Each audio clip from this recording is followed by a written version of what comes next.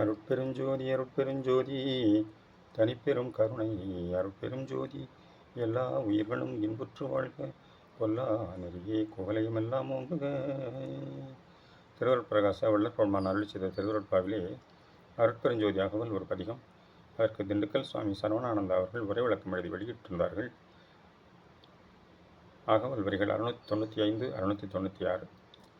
அசைவில வசைவுளவார் உயிர் தேருள் பல அசலற வகுத்த அருட்பெருஞ்சோதி.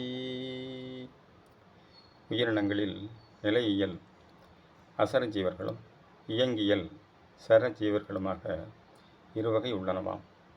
தாவர உயிரினங்கள் அசைவிலாதன. அவ்வினத்தில்தான் புல், பூண்டு, செடி, கொடி, மரம் என பல பிரிவுகள் கொண்டனவாய். இவை ஒவ்வொன்றிலும் கூட எத்தனையோ வகை உளவாம். இவையெல்லாம் ஓரறிவு உயிராக கொள்ளப்படுகின்றன. ஓரறிவு பரிசம் என்னும் தொட்டறி உணர்வாம்.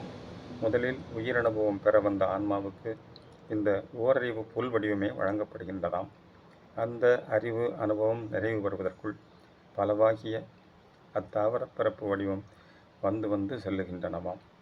அதற்கு மேலேதான் ஈரறிவு உயிரின வடிவங்களும் மற்ற அசைவுள இயங்கியல் ஜீவ தேக வடிவங்களும் ஒவ்வொன்றாய் வந்து குறிப்பிட்ட காலம் இருந்து அக அறிவனுபவத்தை வளர்த்து செல்லுகின்றனவாம்.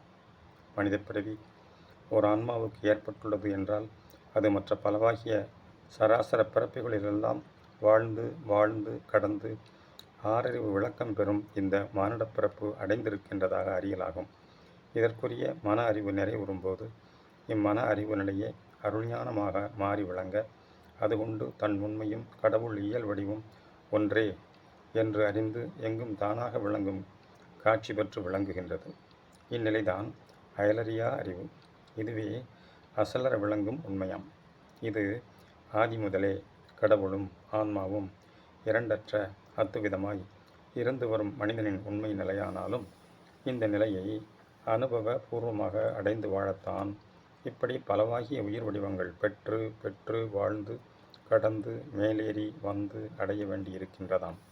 ஆகவே கடவுளின் அருட்பெரும் செயல் எவ்வளவு முன்னேற்பாடுகளுடன் பண்டே வகுக்கப்பட்டுள்ளது என்று உணர்ந்து உள நெகிழ்ந்து இன்புருவோமாக. அருட்பெருஞ்சோதி அருட்பெரும் ஜோதி தனிப்பெரும் கருணை அருட்பெரும் ஜோதி தயவு.